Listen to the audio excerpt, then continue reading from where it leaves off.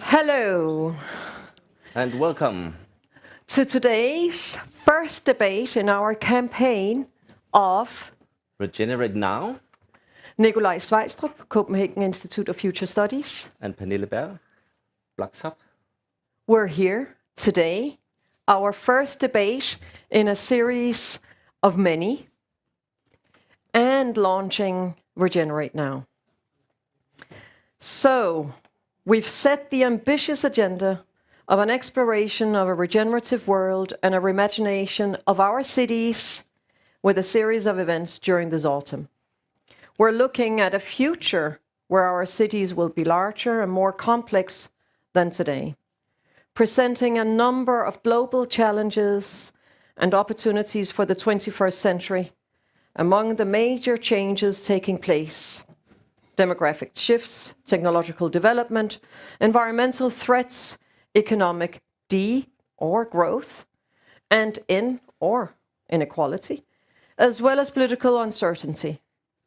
Today's cities represent an emerging global governing power crucial to addressing and solving some of the world's most pressing issues. This puts cities on the forefront of a regenerative transformation. So this is why we wanted to put it on the agenda. Yes, because the future is made of the decisions that we make today. Now we need these decisions more than ever. The world is changing fast. We live in the Anthropocene era, and we feel it. The heat, the water is a new part of our everyday life. We need a shift into the way we look at nature. We need to admit that we are a part of nature instead of using nature. When we look into the future, we, for the first time, must be normative. In Copenhagen Institute for Futures Studies, we normally just explore, but for the first time, we look into the future to be normative. Because we need to restore, renew, regrow, and revitalize the cities, and we have to give more back than we take. This is one of the issues in the way of being regenerative. In short terms, it's all about that we need to be net positive in all we do. We need to repair the linear things we are doing today because it's not good enough. When we started Urban Futures in CIFS, we looked into the future of cities and found there is a new urban purpose. That's why we wrote this report that you can have here, and we will put on the net too. And we need cities to be a part of the solution. Today, cities are the problem. Many have good solutions, making good solutions, but many of them are not good enough. We are trying to solve something that with the old way of thinking, so we have to think in a new way. We have to be positive at an environmental, economic, and social level in the way we build our systems. So what is important for us to say is that we need a systemic change. But we don't have all the solutions yet. That's why we start all this. We need to explore and innovate and learn from nature. How is that ecosystem function? What solutions have the nature made in all these many years? And then join with the nature. And how can we be part of it? When we look at our logo we have made for this event series, some of you might can see that this is actually trying to illustrate the planetary boundaries scheme. We put this in because the goal is, of course, that we're going to have one whole globe in the end, and not this parted globe. When we made this report, we were saying, okay, we have to have the moonshot of our time. But now we have changed and say we're going to have the earth shot of our time. So we hope that we, during this focus, can accelerate the needed shift to a regenerative future. Exactly. And at BLOXHUB, as a co-lab community founded in 2018, we believe that the new solutions to sustainable urban development actually come from consilience and collaborations. We really can't do it alone. And neither can we, Nikolai. No. And you're actually not my co-host throughout the entire debate. You will now join the panel. Yes. And with us, we are honored to have Maya Ferk, thinker and doer. Please welcome Maya. Thank you. Thank you. And we have Enlai Høj, Innovation Director from Smith-Hammer Lassen. Please welcome Enlai.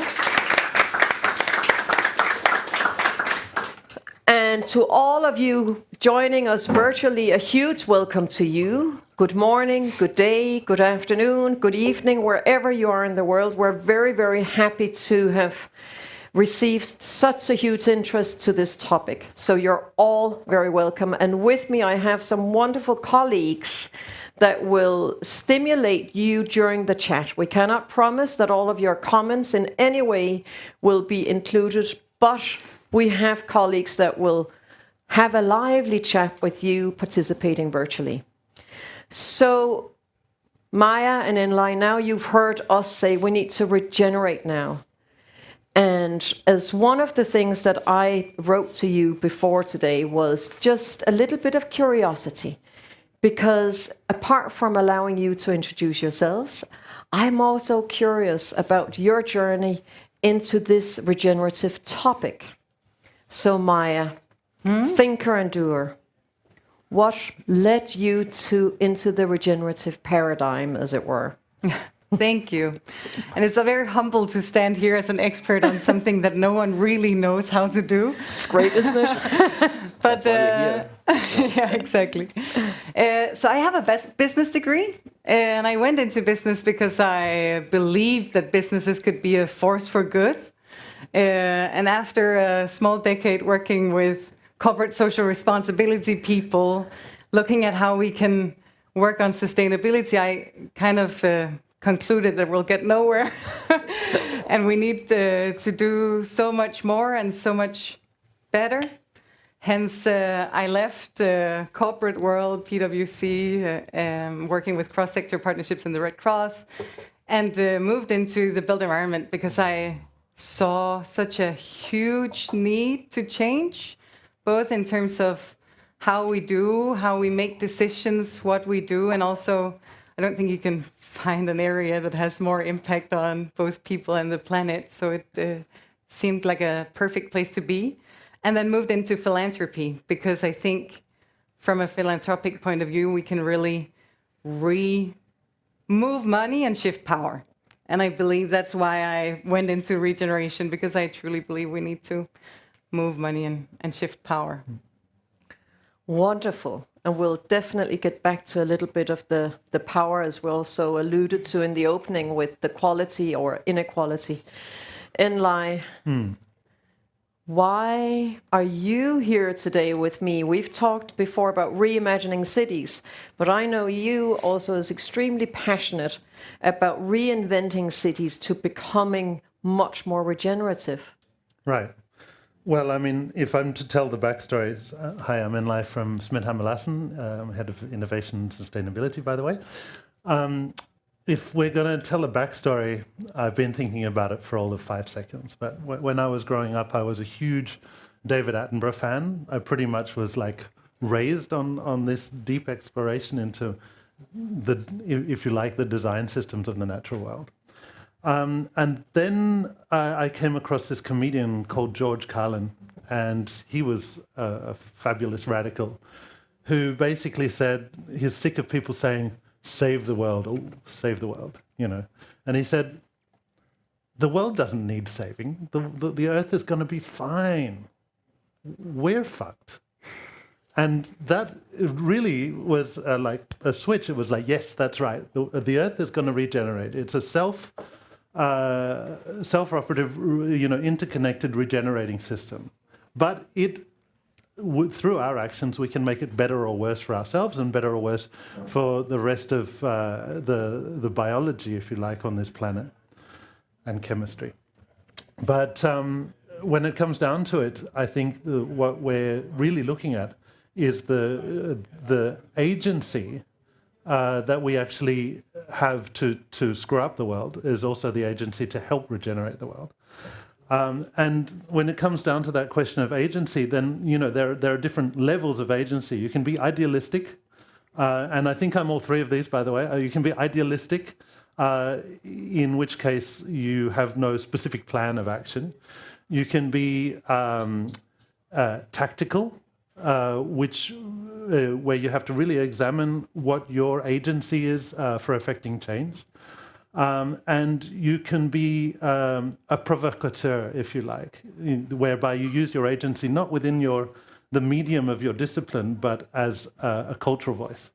And I think people need to be all three at the same time, but work out how they can, be in there at those levels.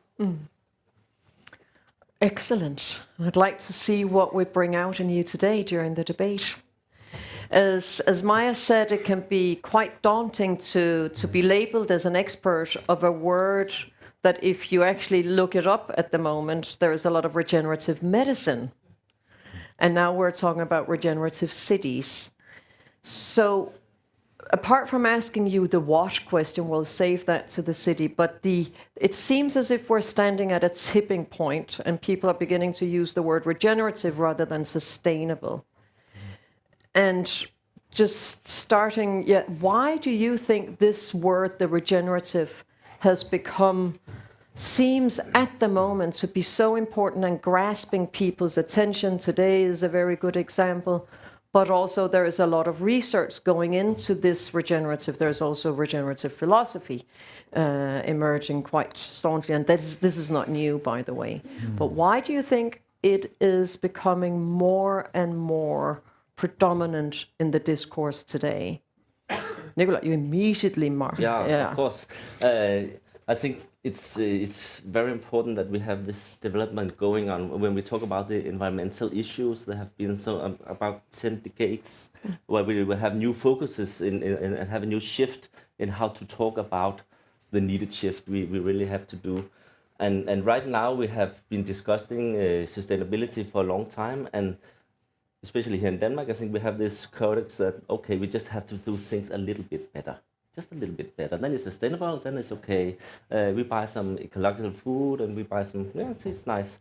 But the reason that I look into this new thing is that we have to go beyond the sustainability. We have to look into a whole new way of thinking, because doing all the linear things a little bit better is not gonna solve all our problems.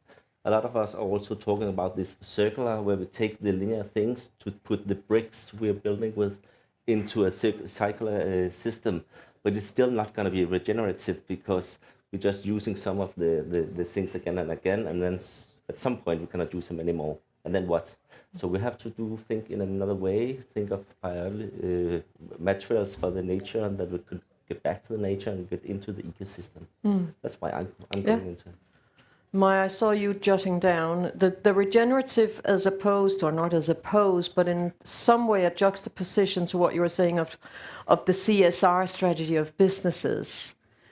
What prompted you, and why do you think it has become so vital in our discourse today? Yeah, I think so. One of the philanthropies that I represent, Loudest Foundation, we work on systems change. We work across three different programs of systems change within the financial markets, the built environment, and fashion.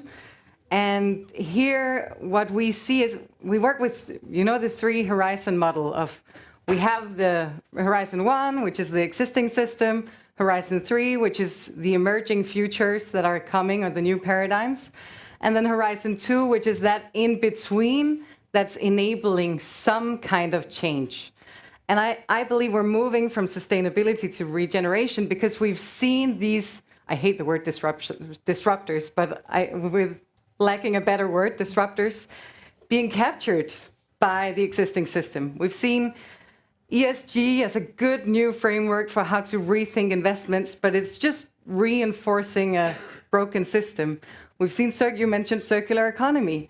Super good idea. We still need more of it, but the way that we do it right now is just reproducing a broken system.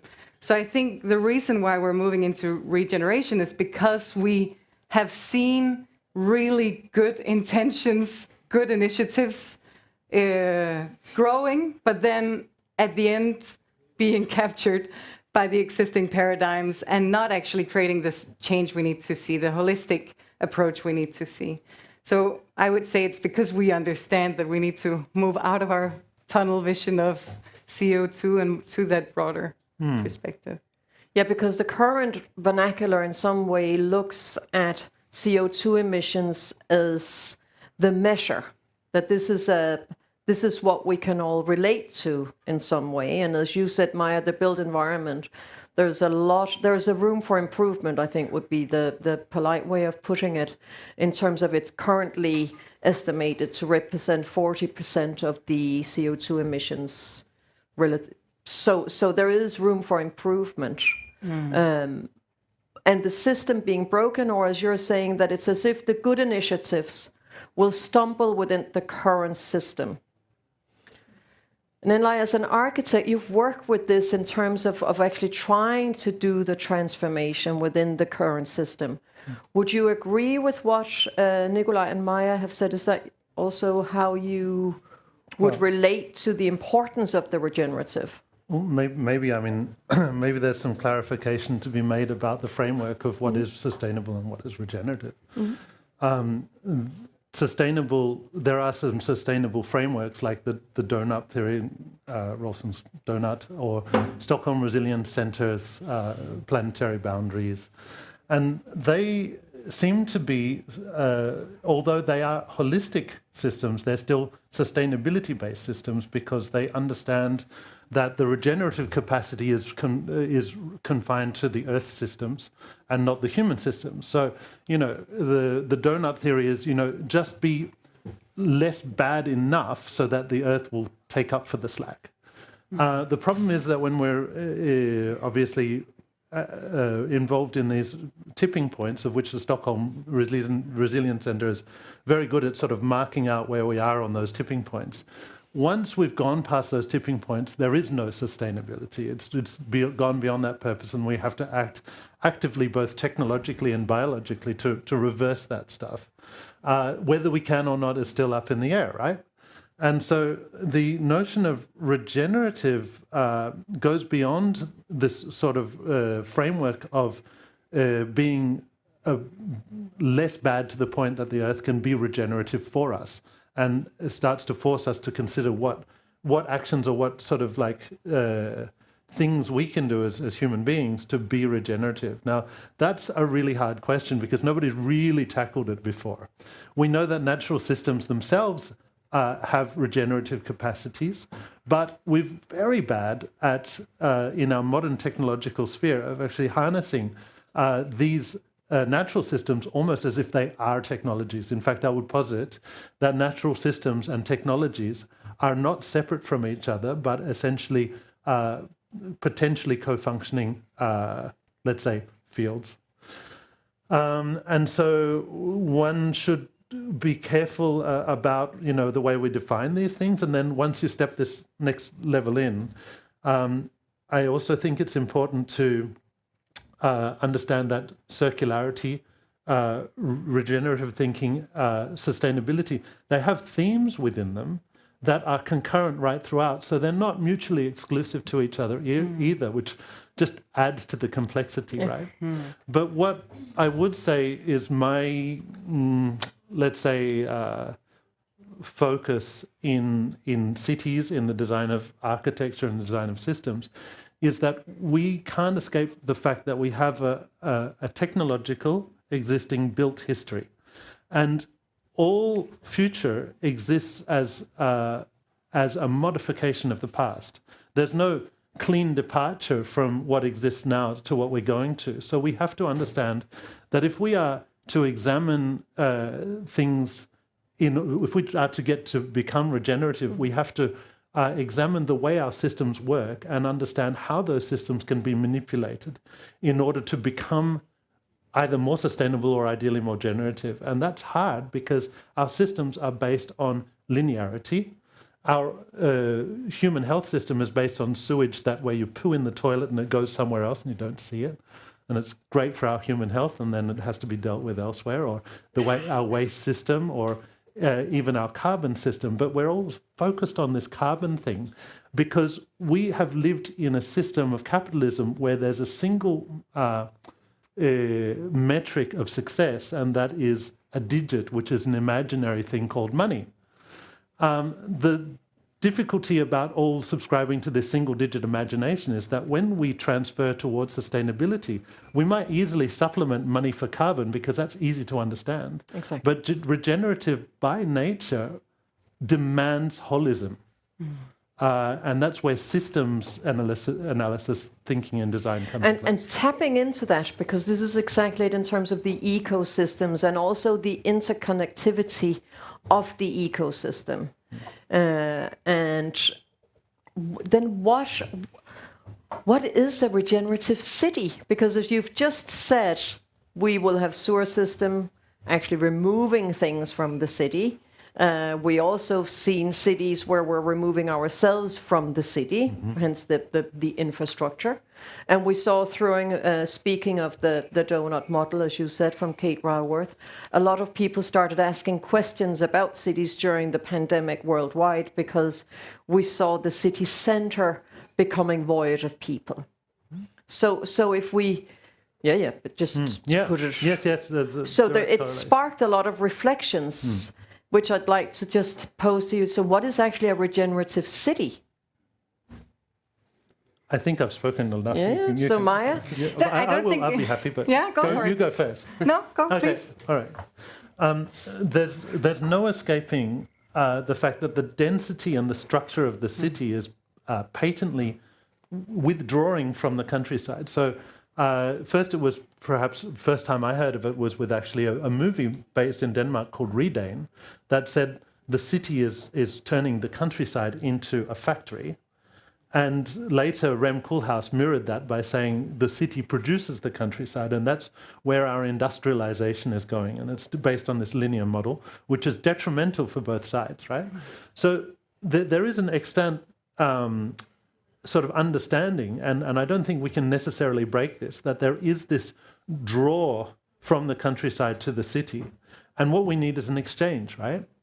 What we need is the city to produce value for the countryside as the countryside produces value for the city, not to move to the countryside necessarily or become like, agroecologist farmers, but to actually work out ways in which the city, in terms of nutrients, in terms of values, in terms of like actual stuff, does a profitable trade with the countryside. Because I don't believe that there's any other way for cities to remain a thriving entity because the draw is too big in one direction, right?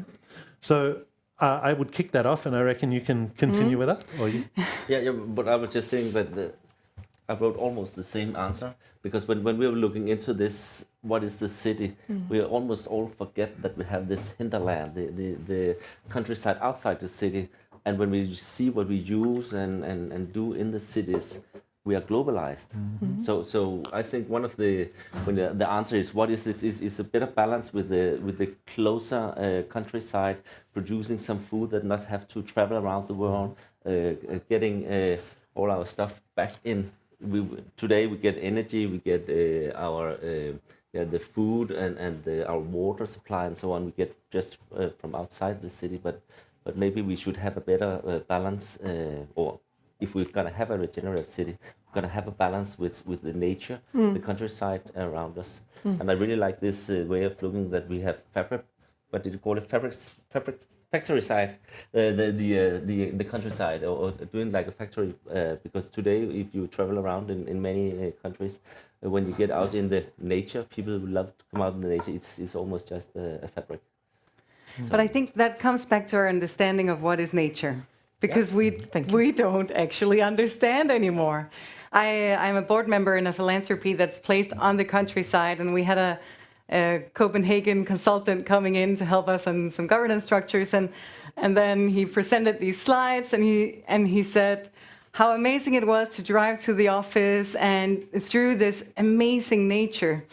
And we were looking at him and said, there is no nature here. This is industry.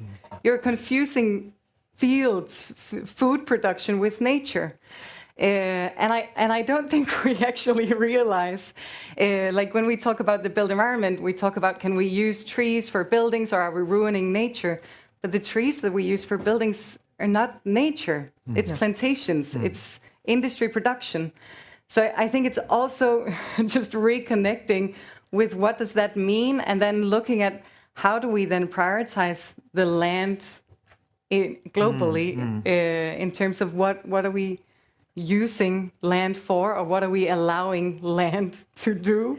Because nature has become something that we dominate and control, and I think it's newer to the broader public that we can't dominate and control. No, and I know that this it is very abstract, but just on a philosophical note, when we're talking about the regenerative, as someone said to me last week, as soon as we started using culture, we started having the word nature, and there was a disconnect. So Sinus Lynge from the architecture company Effect says we have to go from ego to eco.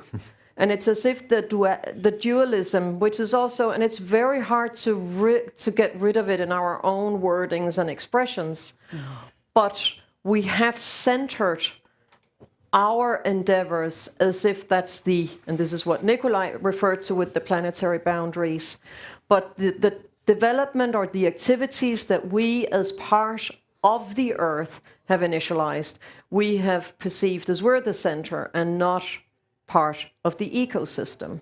Right. So I think it's exactly as you're saying, Maya, that the trees, we have plantation, it's an industry in terms of wood. Research is conducted, the durability and strength of these types of wood compared to what would be more rewilding forestries, and what does that then entail? So that kind of understanding, I think what you're all alluding to or actually citing is part of what is the regenerative. And yet we have the urban development. I know, Enlai, you've been really, really passionate about bringing in foodscapes to the urban area, because I want to kind of say, so what is the regenerative city, and then what does that actually entail in terms of urban development? Like, if we aim towards reducing the duality, so let's just put that as an aim, then what does the regenerative urban development actually entail? What is it that we have to start doing? Not just developing our vernacular and start learning a new vocabulary. What does it actually entail in terms from a developmental point of view? Okay, can I take a step back? You can take two steps back and once and get back into a bit of philosophy here. Yes. Because far from being a semiologist, I do think we have a poverty when it comes to language, right?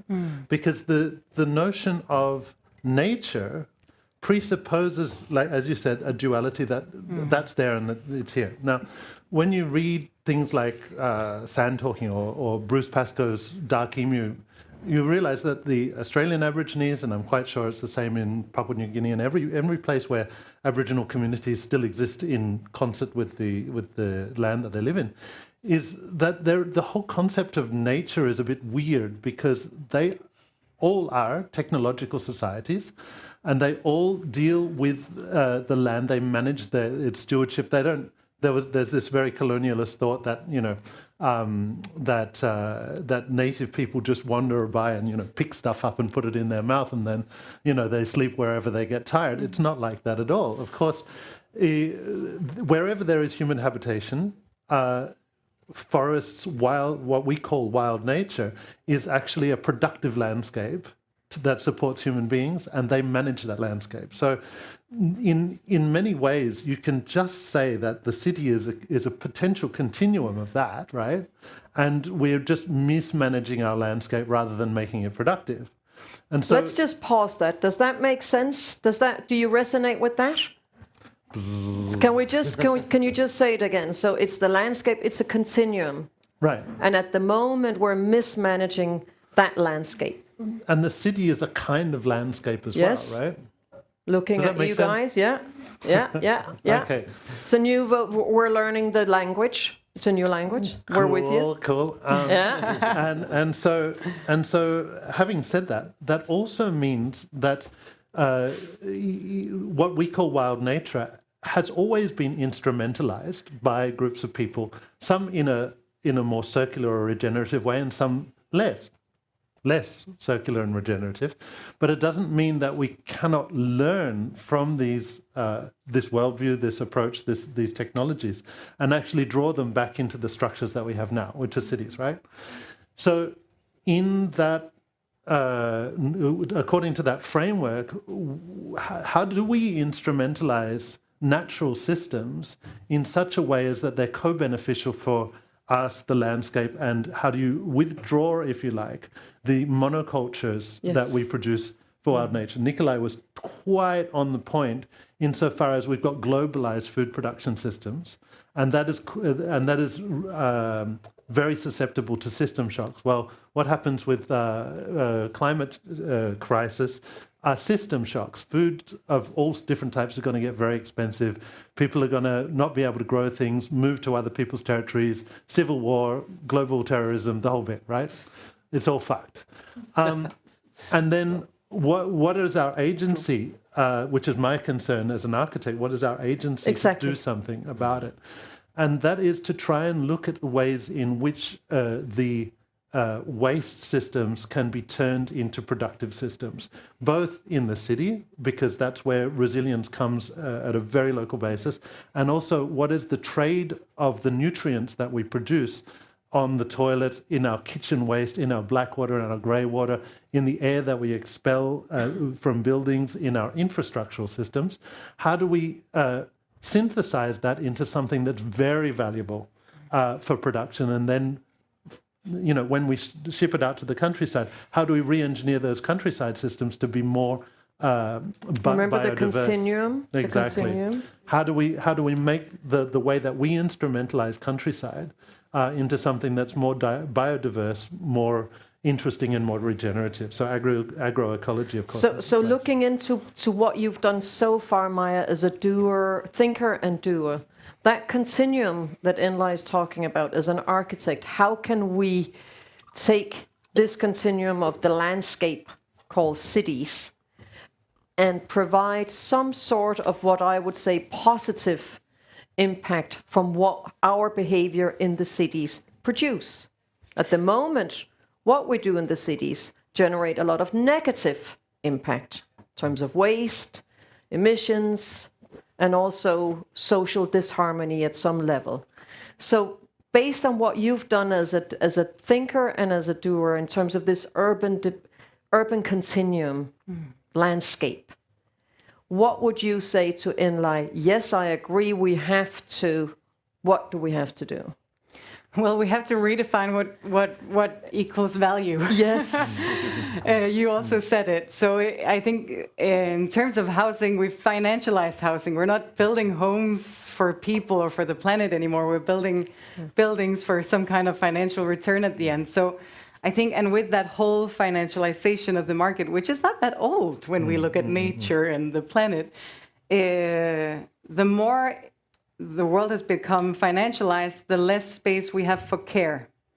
And I think the whole caring economy in terms of what are we valuing is, we're starting to see a movement, a reaction to the lack of that.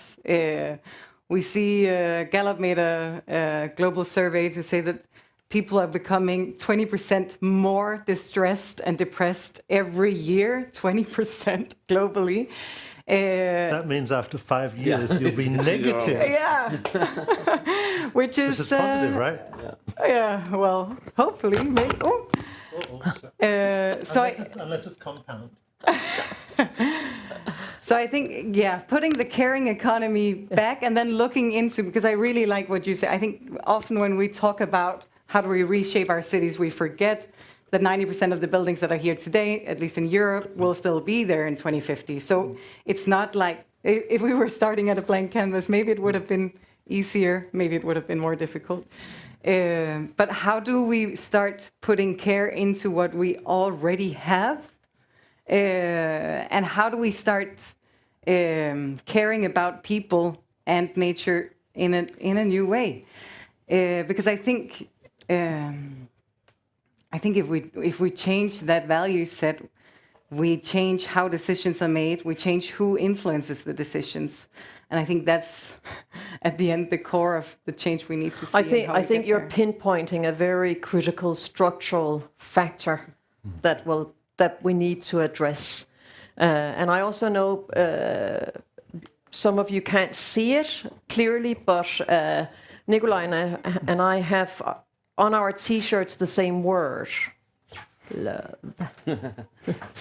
Mine is in Danish. Yes. Or elsk means Yeah, the love. same. Or, Because how do we, in terms of the regenerative urban, what is it that we want to develop? How do we ensure that if we see urbanism as a continuum, the landscape, how does that become an ecosystem? Today, I would see the urban landscape as fragmented. We go to work, we go home, we go to the gym, we send children to creche, kindergarten, school, we have a nursing home. It's fragmented. And then we also send some of the things we produce out of this landscape of density. So in that development, in that transition, Nikolai, how is it that we can, or what does that entail, that transition of the regenerative urban development? well, I think it's going to entail the shift in the systems as we're talking about. And I'm really I really like to explore more of this view of getting a better balance with the hinterland, as I said, because the hinterland cannot do the things that we actually want because we have made this a fabric. So it's not getting a better connection with nature to get so we have to start there maybe, because right now, of course, a lot of people are talking about better biodiversity in cities and so on. We have to live together with the spiders and so on, or maybe another kind of creep, but still getting closer to nature in the cities. But we also have to redefine what is nature, and I really like this discussion about what is culture, what is nature, because when I go out in my looking at birds or something, it's also birds living in our countryside, not our nature. So yeah, it's a bit difficult. But also what we're taught. Sorry, my daughter is in first grade here in Copenhagen, and she came home yesterday and she had the nature and technology, I think the topic is called. And she said, "Mom, it's so interesting. What do you think? Is a snail a pest animal or a nyttedyr, a helpful animal?" And I was like, to what? And for who? And is that the first thing that they're teaching you? That there's animals that are harming crops for people? Is that the first week of school? That's what she's learning? I mean... I think it's a very good example, because my next question was, who does it entail? Yeah. Like when we're talking about the regenerative city, who does that entail? The regenerative city for whom? So I think it's a very, very good example. You're standing there going, okay. Yes. Yeah. We're waiting for a question, or But my question was, who does it entail? But I think Maya has basically alluded. Is it everybody? What's the answer?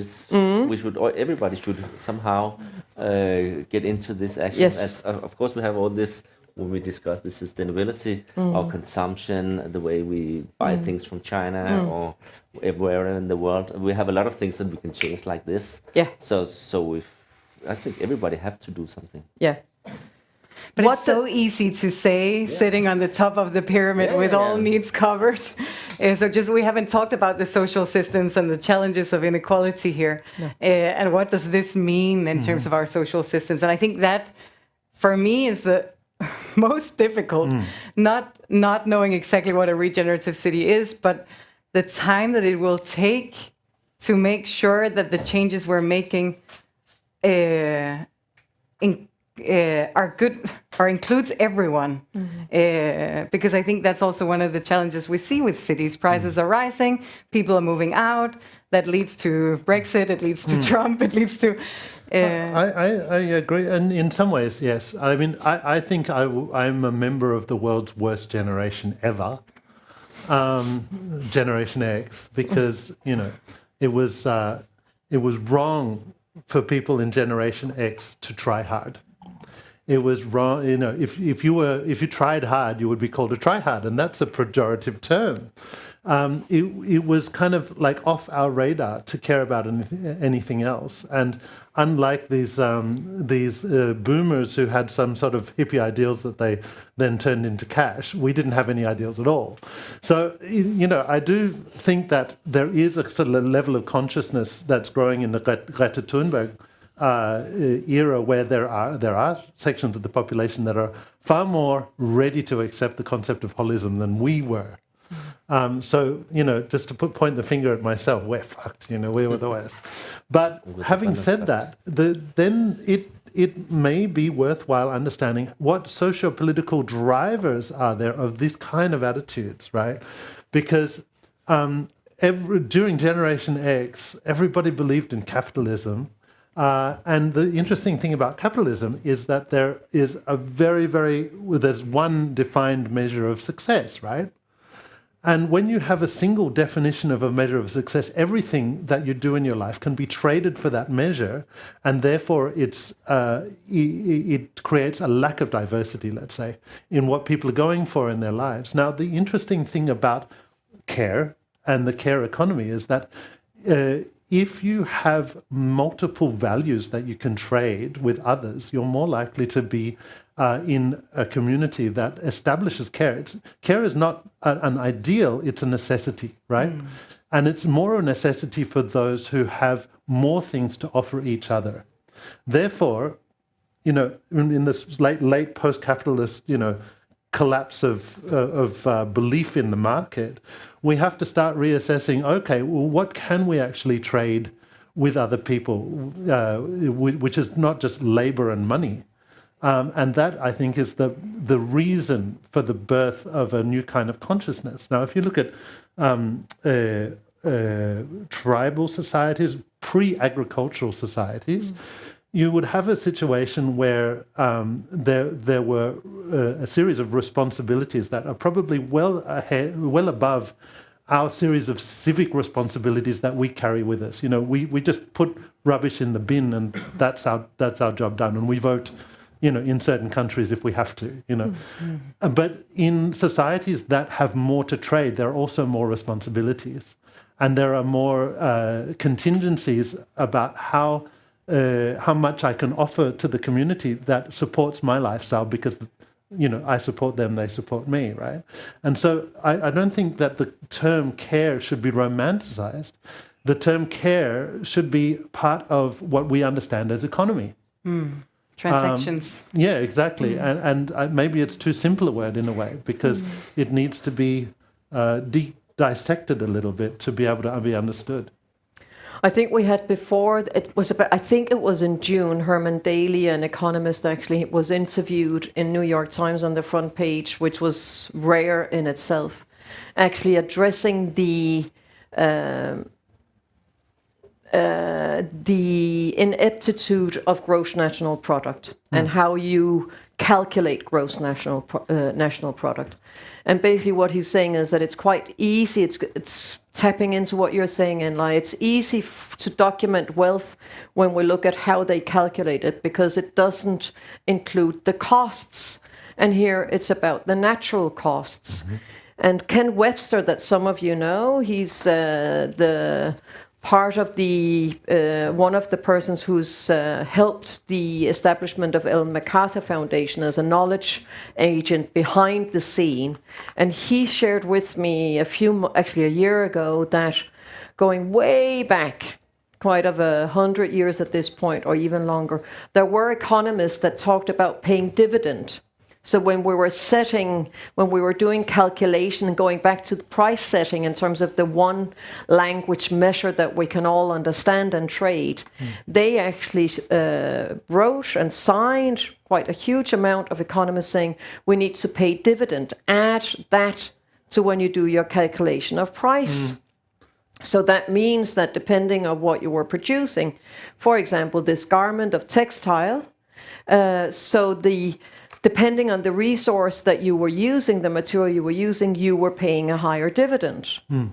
And of course, it didn't. It was American economists, and it wasn't incorporated in the set standard. But it's just to also say that we have had thinkers before us that have alluded to some of the same things, saying that the equation, the ecosystem, if we do not, because if we're not aware of each aspect of the ecosystem, our calculations will be wrong. Yeah, I think like that was really well reflected quite recently in the Dasgupta report by Partha Dasgupta, who was part of the Treasury of the UK, who did an economic study of biology, biological assets, and I think it's just one of these sort of situations where you can relate more to. He was basically saying that there's these natural assets that we're not accounting for as assets that we're selling off to other countries, etc., in order to get this GDP, which is the symbol of economic growth. And it's just like, I've got a lot of clothes. Well, I don't, but like, say I've got a lot of clothes. If I take all my clothes one day and sell them, I'll have plenty of money, but I won't have any clothes, right? And it's the same thing as we're doing with our environment. We've got all of these natural assets. We measure the value of our economy by what we can sell our goods and services for. And when we sell goods, we're selling goods made from natural assets. Yes. And essentially we're extracting them, we're doing something, we're selling them, we get the money, but we lose the asset. And it's as simple as that, really. It's as simple as that. Yeah. So when we're tapping in, I'm bringing you back to the city as the continuum of the landscape, and we're getting to the point of this session where we need you guys. So if you turn, it's like if you turn to your counter person, partner, sitting next to you, and if you're sitting alone, you can turn around on the chair, and I'll give you a few minutes to choose. You can choose, but no. What is your dream regarding the regenerative city? And for those of you who are with us virtually, please just have a sip of coffee or whatever you're enjoying at the moment, and then put your dream of the regenerative city in so Louisa can share with us some of your examples. We'll give you about 2 minutes.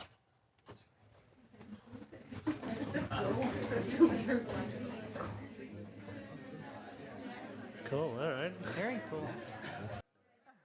That's the thing. I mean, we operate in different realms. So you're operating on the activistic.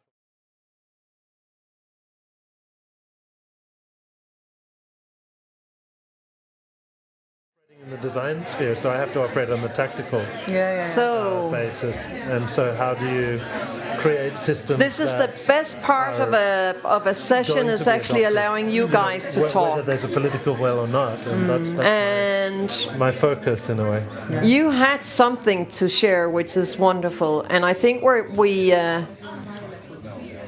going to allow you guys to share with us, and then maybe I can persuade our wonderful panel to comment on some of your dreams and just say, we all agree, but it's also nice to get a plethora of dreams, to get a better understanding of what is a regenerative city, because I think I'm certainly still wondering, what is that?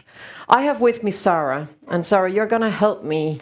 So who feels just bursting to share what's a regenerative city? Thank you. Lovely.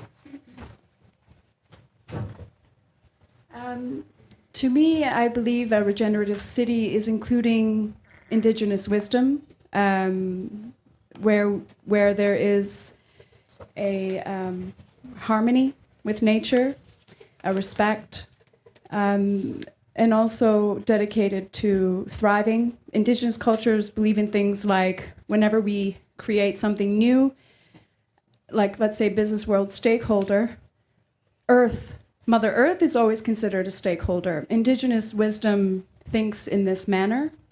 And I think that, for me, is the unlearning of a Western point of view. Regeneration, according to my mentor, regeneration is a indigenous word for what we're talking about here today. So that would be my dream. It's a beautiful dream. Thank you.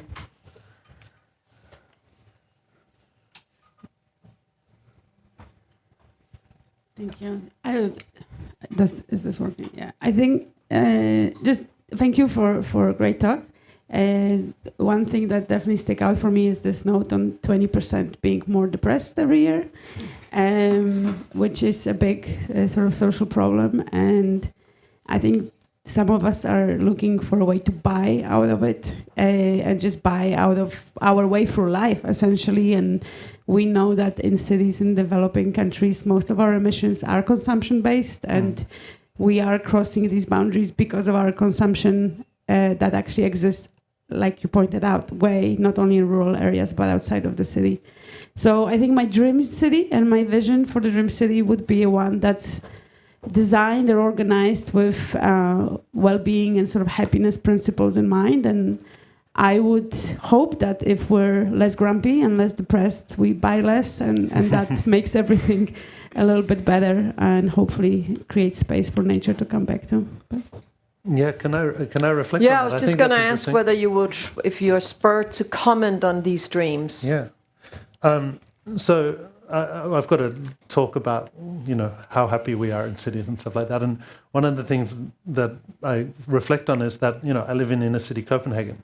And when you walk down Stroll, you see a lot of shit going on. There's lots of life. Everybody seems like they're busy and things are happy and blah, blah, blah. But then when you sort of dissect that and say, okay, well, what are all of the things I like to do? I like to dance, I like to cook, I like to have sex, I like to, play with things like create bits of stuff and move things around and, dive in piles of Lego or whatever. There's not many of those things. Of course, I like to shop sometimes and I like to eat sometimes, but those are the only two things that you can really do. Otherwise, it's a kind of desert of experience, right? You can buy to shop or you can buy to eat, and that's about it, unless you want to jump in the fountain, which is only allowed during 1 week a year. So then if we consider what the diversity of experience could actually be, what would actually support that diversity? Because, the thing that I find to be problematic in our, lifestyles, as you mentioned, is that the natural world or the world that we have grown up as a human species in had many factors of success. Like all of evolution, the reason why the same sort of animal becomes a baleen whale and a camel through various transformations is that the factors of success are different contextually in their environment. And so when we consider all of the factors of success of our happiness and we look at our cities, we realize that very few of those things are actually generating happiness, and it's those that you can capitalize on to make money. So then if we reflect on the topic of indigeneity, the interesting thing about that is that it takes a long time to find out what the true measures of success are, because you need to have a cultural experience of the feedback loop. So the people that arrived on Easter Island basically made themselves extinct because they cut down all the trees, and once all the trees were gone, they died. We're more or less doing the same thing right now, but as a global society. Most indigenous groups were not indigenous at some point. Most indigenous groups will come into a landmass, kill all of the megafauna, figure out, oh shit, what do we got to eat now?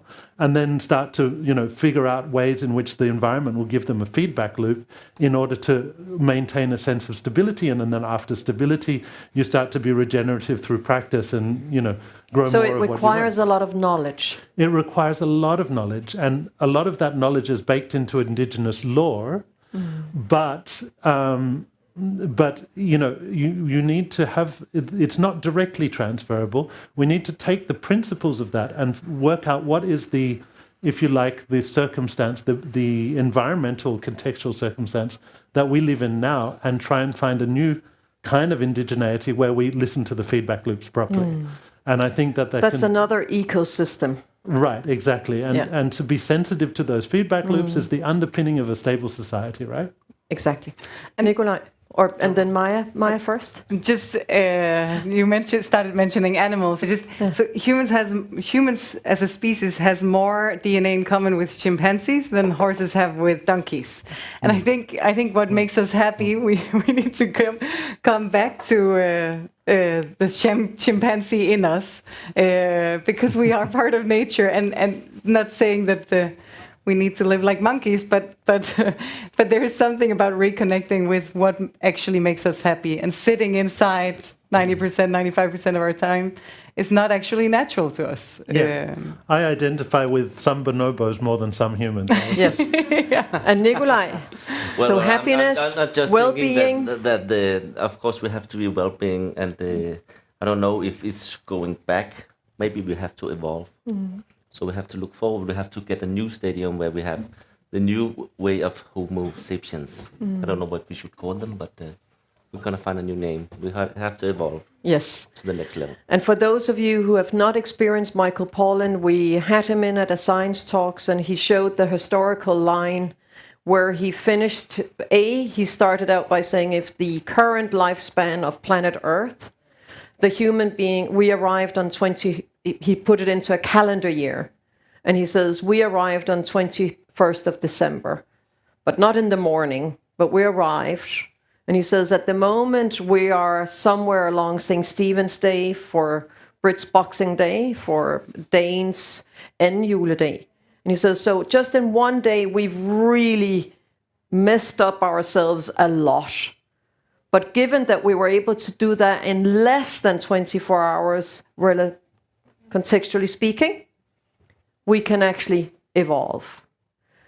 And I know this has been an abstract conversation because we're grasping, we're developing new languages.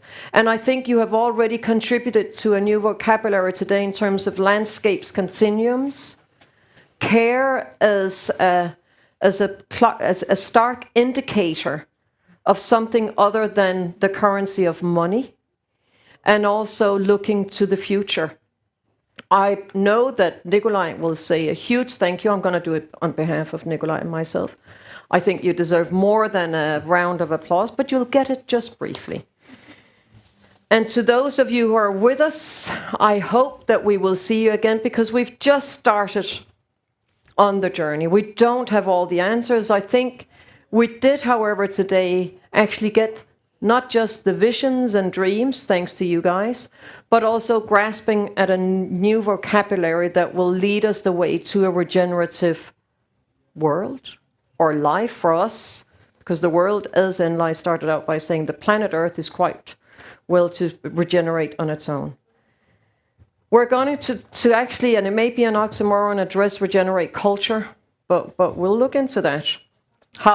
Asking the following questions: how can we imagine our values, behavior, and culture to create a radical departure towards a regenerative transformation? We're looking at that in only just a few weeks.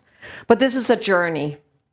And Nikolai and I have really sworn that we wanted to do things a little bit differently than what we normally do in a debate. So I'm going to leave you, all of you, on a different note. So if you trust me, you will now close your eyes and listen to what I read to you. It's the words by Stacy Cotter-Manier. Cosmic Commons. A symphony is occurring. Can you hear the melody? Molecular music in universal rhythm. When we connect, we tune. The communion of curiosity is always calling us. There are no mistakes in divine timing. Synchronicity is technology, data aligned from the divine. Downloads of wisdoms run through all of us, circulating through the switchboards of our nervous systems. This creativity is not a commodity, but a common. Come swim in a subconscious soup of self and other and one. Reorganize, recalibrate, regulate your heart to the beat of benevolence, whilst we navigate the earthly journey of forgetting and remembering. forgetting, and remembering.